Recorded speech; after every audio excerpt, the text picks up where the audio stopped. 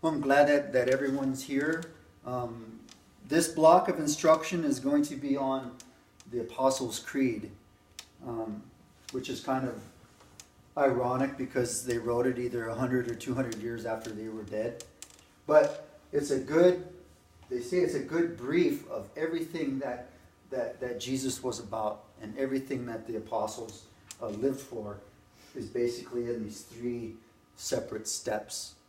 But before we start, we'll take a reading from the Gospel from Mark, which was part of yesterday's readings. And the reason why I picked this one is because we do things here differently. And sometimes when we do that, it makes people feel uncomfortable because we're not following the rigid, dogmatic line of the mainline churches.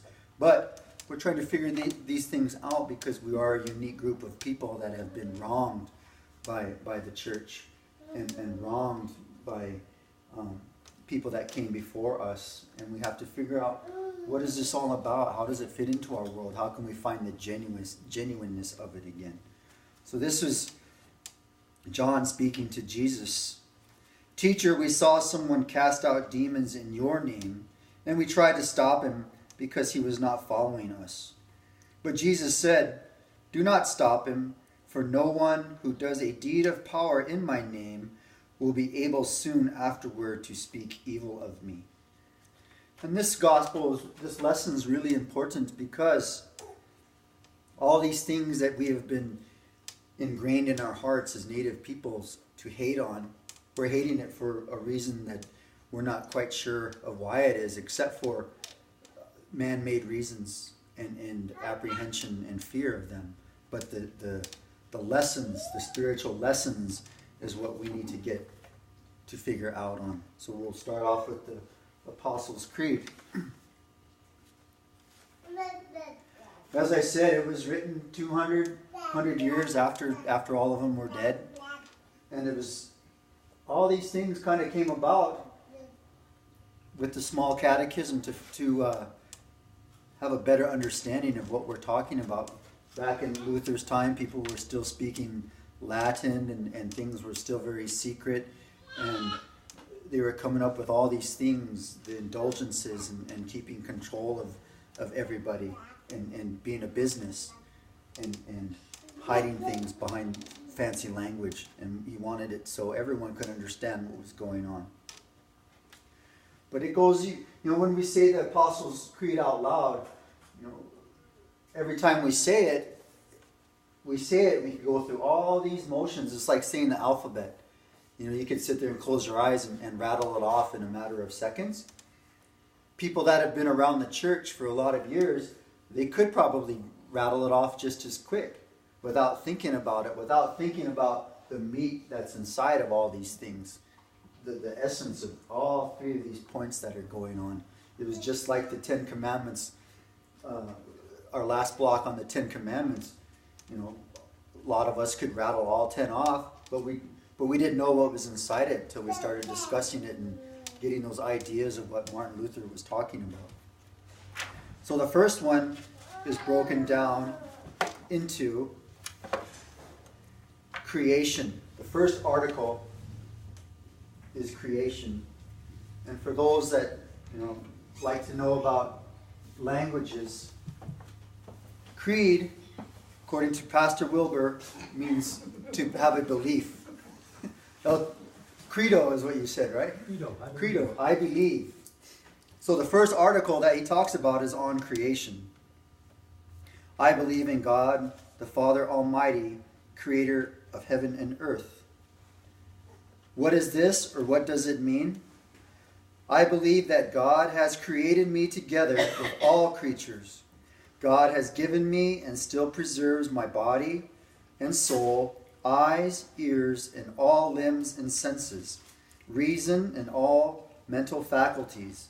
In addition, God daily and abundantly provides shoes and clothing, food and drink, house and home, spouse and children, fields, livestock, and all property, along with all the necessities and nourishment for this body and life.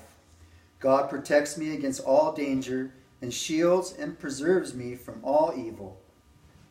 God does all this out of pure, fatherly, and divine goodness and mercy, without any merit or worthiness of mine at all. For all of this I owe it to God, to thank and praise, serve and obey him. This is most certainly true. So when we think about this from a American Indian concept, I believe in God the Father Almighty, creator of heaven and earth. It's the same thought process. We might have a different name, but he created all these things. In fact, our creation story, a bit of it is about self-sacrifice. Our belief is the creator, he was a stone. He cut and gave of himself, gave his blood to create all these things. And his blood was blue. That's where the clouds and the water came from. He gave of himself so that others can live, so that there would be life. But we think about everything that we talk about, even from the Ten Commandments.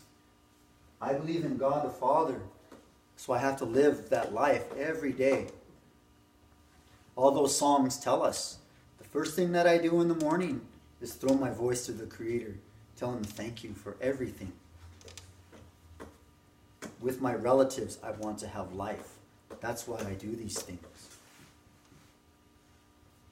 Everything was kind of a mystery to them, and a lot of the things, like we talked about on the phone sometimes or in conversations, as the dominant culture and as this modern society is, we try to rationalize and we try to figure out these things that are really of no importance to us. How, sure, we were made, but we had no part of that. All these things, we had no part of any of this creation. It came from Tungashala. Tungashala provided everything for the people. Gave us all our own language. He brought animals to teach us what to eat, where to find shelter, where to find medicines. They gave their lives to help the people. How it says that we should always be thankful for him. It even shows up in our songs. The song that we sing at the end of service. Tungashala pilam mayalo, wichozani mayaku. Thank you, you gave me health. Thank you, you gave me a new day. Always be thankful. In this book, a study of Luther's Small Catechism for Adults, one of the questions that comes up in the first article, if God created the world and called it good, how do you account for killing storms, diseases, and natural disasters? Those things happen no matter what, but it's also a part of life. Life and death. And sometimes those things, those catastrophic events, it brings about change and it brings about birth. Same with all these fires. The reason why we are so worried about fires is because now people live in those spaces. They live in places where floods come. So they're subjecting their own selves to that danger and not being prepared. There was another question in here that, well, if God provides all these things for us, why is there hunger? Why are people homeless? Why are all these things happening? Even though he tells us that he does provide all these things for us and to have faith and walk in his path, he does tell us that we still have to put our own work into these things. We have to be responsible, and we have to be responsible for our relatives to always help them out. Those are the key points of everything that Jesus taught, was to always help others, put others before ourselves. Martin Luther, it says in this that he was anything but naive about the facts of life. And the faith Luther taught in the Small Catechism is remarkable for its realism. Luther knew that Christian faith would not protect us from physical danger, illness, questions without answers, the experience of doubt, moments of deep personal anger, agony, or the experience of death. But he would tell them in an honest way that there's all kinds of things that no matter what, we have to endure these things for better or for worse, but to never lose faith in the Creator. So what does it mean to you when we say, I believe in God the Father Almighty, Creator of heaven and earth? Anybody? The source of everything. Yes, the source of everything. And that crosses all cultural balance and language. The source of everything is Tumkashala. Everything, nothing is possible without the Creator being involved in all aspects of our life. Here's a question for us. What is it meant by the statement, created in God's image? That's something that a lot of people probably have questions about, because we all look different. We have different languages, skin color, hair color, eyes, whatever. But I think, and I believe, like our ancestors thought, it was that spiritual, that essence, that nahi that's inside us. That's how we were created in His image. The essence of the imprint of those spiritual things that He put inside each and every one of us. Anything to add on that one, sir?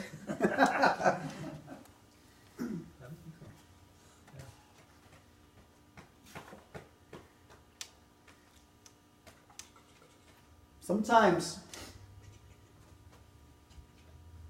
people always ask us, who is Tumkashala?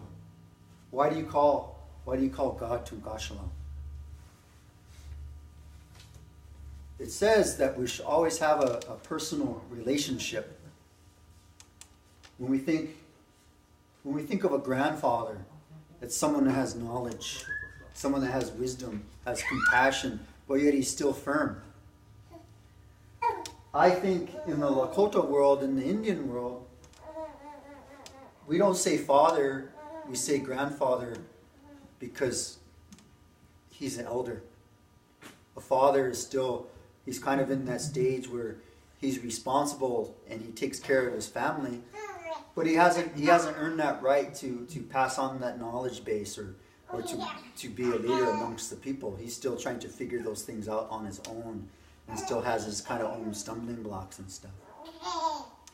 But I think this kind of confuses everybody because we're still stuck. We're stuck in that mindset of that the way that it's always been done is the only way to do it. And if you add different names or you add a different way of description for others that might not follow the same cultural path, it causes problems, and it starts to make people feel uncomfortable, like you're rewriting the Bible, or you're rewriting thoughts that have been around for thousands and thousands of years. And I think maybe those are the things that Luther was trying to fix. The teachings tell us we have to have a personal relationship, and we all have different ways of how we view our Creator, what He's about, maybe what He looks like, what He talks like. And none of them are really right or wrong, because He just wants us to have faith no matter what. And how we were talking about the 3-in-1 before the class started. In our belief, there's Tumkashala, our grandfather, when we're talking from a personal state. Wakantanka, the great mystery, which is totally God in his own right, because He's all over the place. And then Shkam, that spiritual essence, the spirit that can go everywhere and makes us all who we are. For us, it could be Patesanwi. It could be the white buffalo calf woman that came and brought that Chinupa, came and brought those 7 laws and those 7 ceremonies to the people. Even a lot of those things in the Old Testament, angels would come down. Moses and Elijah came and spoke to Jesus right before he left, right? So he can come down in any essence that he wants to.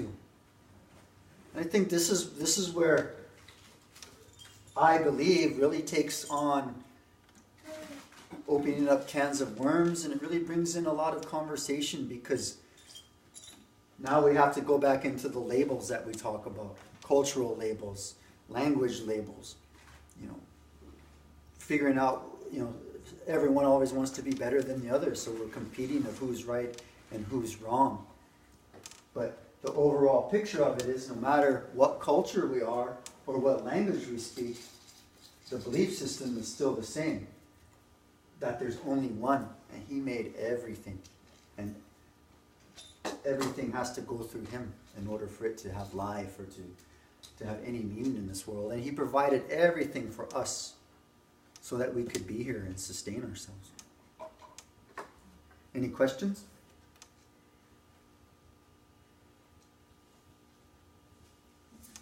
In the aspect of creator of heaven and earth, I see the principle of as above, so below. Yes. Immediately, before we even get out of the first sentence, we have this principle of as above, so below. I think it goes along as well that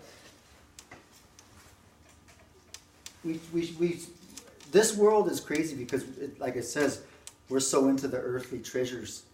We're not preparing ourselves for the spiritual realm and having all those things that might not be materialistic, but the things we hold dear in our heart, those treasures that we hold dear, our family, our loved ones, having a good life.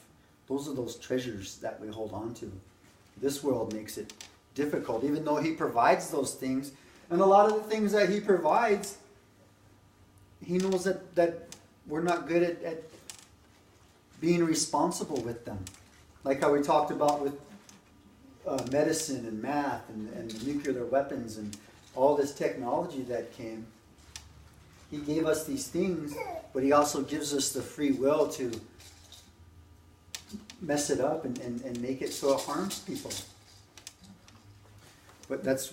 Which gets back to the, why isn't there enough? Because some don't want to share. Exactly. Yeah, there is enough, but Greed. yeah, exactly. I had a friend who always said that God is in production and Satan's in distribution.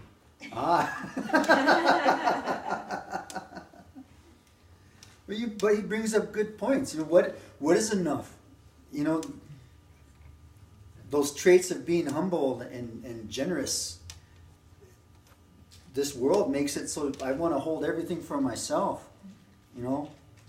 Sure, it's good to prepare for a rainy day and to have something in case of an emergency, but people go beyond that and become selfish and again it comes back to wearing those blinders where they only see their own little world, and it's me, mine, and I. It's all pointed this way towards ourselves. And I think this is when we believe in God the Father and we follow those lessons that he provides for us so we can provide those things for others. Any questions before we move on to number 2? I think we also have to remember, or at least that I have to remember, is that to say and remember that God the Father will care for you. And I like to be in control all the time. And that's really hard for me to say I'm not, and I'm okay with it. And to try and I teach nursing students, and to try and teach them that also, especially when working with individuals that don't look like you and maybe do things that don't make any sense. That's not our position to judge. So it's recognizing that we have a purpose, and we need to embrace what we've been given and to share that. Exactly.